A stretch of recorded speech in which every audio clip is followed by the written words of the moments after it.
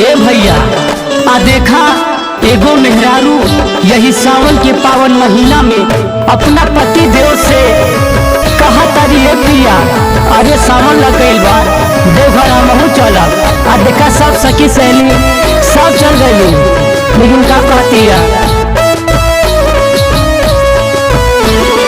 रीम झीम बरस पिया हो रीम झीम बरस पिया सावन के बदरिया सवानवे में ना रीम झीम बरस पिया सावन के बदरिया सवानवे में ना लेके चला तू कमरिया सवानवे में ना लेके चला तू कमरिया सवानवे में ना लेके चला तू कमरिया सवानवे में ना रीम झीम बरस पिया हो रीम झीम बरस पिया सावन के बदरिया सवानवे में ना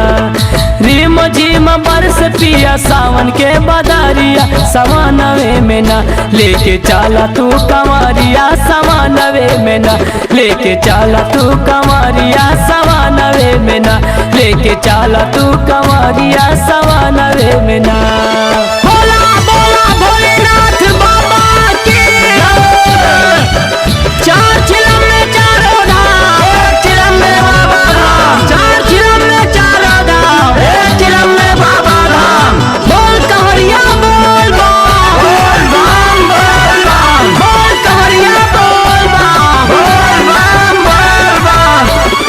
खुश हुई है भोले बाबा जलावा चढ़ाई बे बाबा के चरनिया में सिरवा झुकाई बे बोला बोला भोलेनाथ बाबा की खुश हुई है भोले बाबा जलावा चढ़ाई बे बाबा के चरनिया में सिरवा झुकाई बे जाई के कमरिया तू हो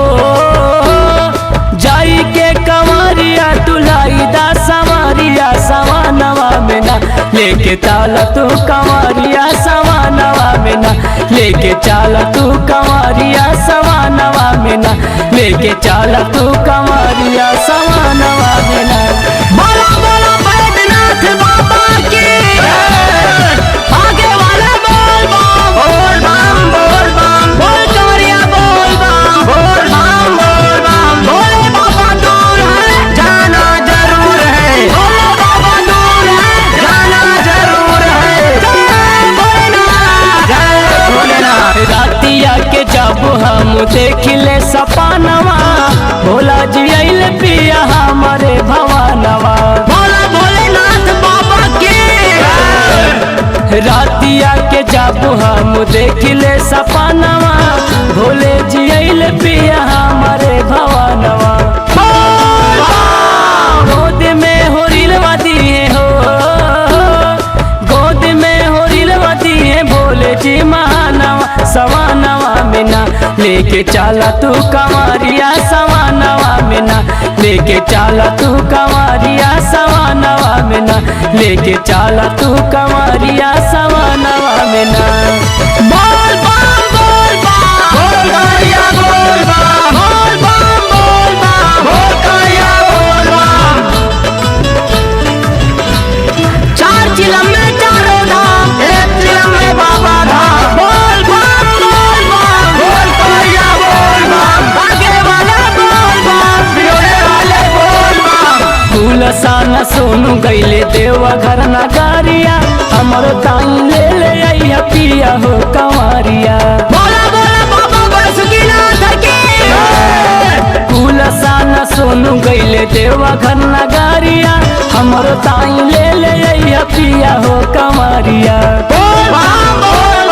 काबले तू आई बाहो काबले तू आई बाहो रुदल मोर सवारिया सवानवा में ना लेके चला तू कमरिया सवानवा में ना लेके चला तू कमरिया सवानवा में ना लेके चला तू कमरिया सवानवा में ना।